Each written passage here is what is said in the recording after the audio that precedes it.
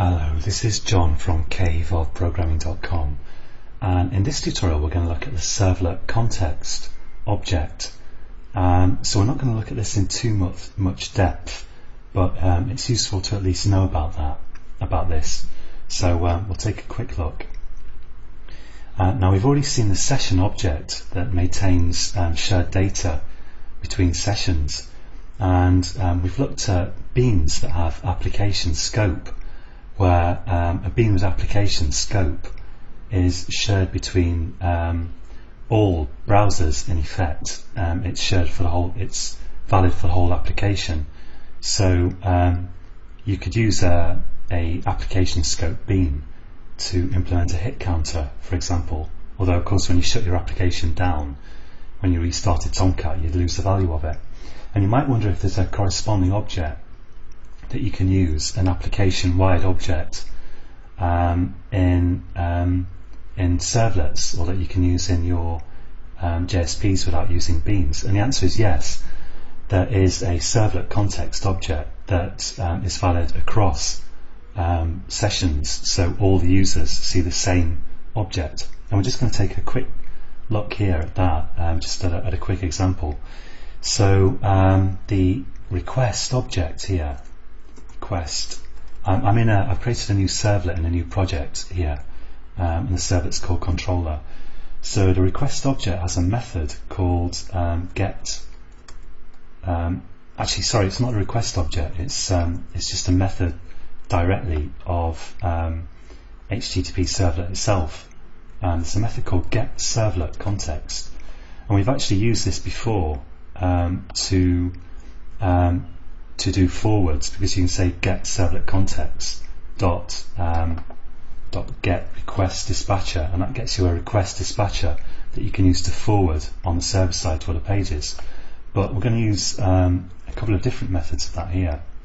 Now this returns a servlet context object, so I'm going to say servlet context context equals get servlet context. Now this has it's got a whole bunch of useful methods. You can use it for retrieving startup parameters from your application server XML, and you can use it for doing logging and all kinds of stuff.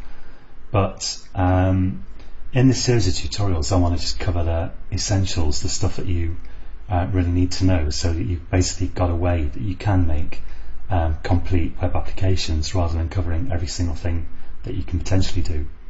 So in that spirit, here I'm just going to show you the get attribute and set attribute methods of context, which are all you absolutely really need. So I'm going to say here context.get attribute, and then this is exactly like request.get attribute, really, except that it's valid for the context, the whole application. And I'm going to get an attribute here called hits, and let's imagine that we want to implement a hit counter for this page. And of course it doesn't matter who goes to that page, we want each request to increment the same counter. So I'll say here integer hits equals, and we'll cast the return value to an integer and get the attribute hits. And I'll say if hits equals null, then clearly we haven't set that attribute yet, so I'll say hits equals 0. And if it's not null, I'll say else hits ++, just increment hits. And then I'm going to set that back in the servlet context, so I'll say context.set attribute, and I'll call the attribute hits again, and just supply that integer right there. Now you could also deal with the context in the init method if you had one. We haven't got one here, but here, because I want to count each request, each get request, I'm going to do the hit counting right here. So now if I run this, actually let's also output that value. So let's go here and say let's say print writer out equals response.get writer. I think I have that response I spelt it wrong actually, response.getWriter, and let's say that we just write out the number of hits there. So I won't bother here with any HTML tags. I just want to demonstrate this in the simplest way possible. So let's say hits, and let's add on the number of hits that I've got there. So now if I run this, then we're going to see, hopefully on the page, it's going to say hits is 0, and if I refresh the page, it's going to increment the number of hits. And of course, if I copy this, I could be another user in a different part of the world with a different browser. But here I'll just go to a different browser on my own machine, and I go to there. You see it's got the number of hits, and I can increment it here, and so now it's at 9. And if we go back to the Eclipse browser and refresh this, now it's at 10. So it's shared between the application, for the whole application, and shared between different sessions. But if I, let's say I run this again, thereby restarting the servlet, then it's going to go back. Normally we expect to 0, so let's go to this URL. And I don't think actually that restarted. Let's restart this here.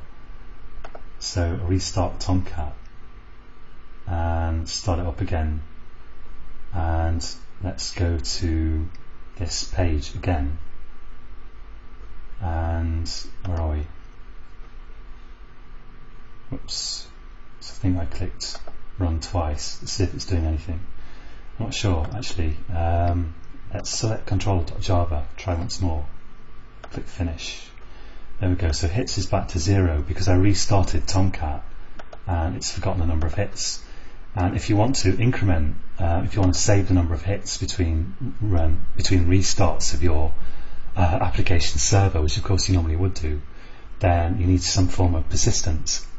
And there's a whole load of different ways that you could do this, but we're going to start looking soon now at databases, because of course if you connect to a database, that provides you with a very nice way of maintaining whatever data you like between runs of your application.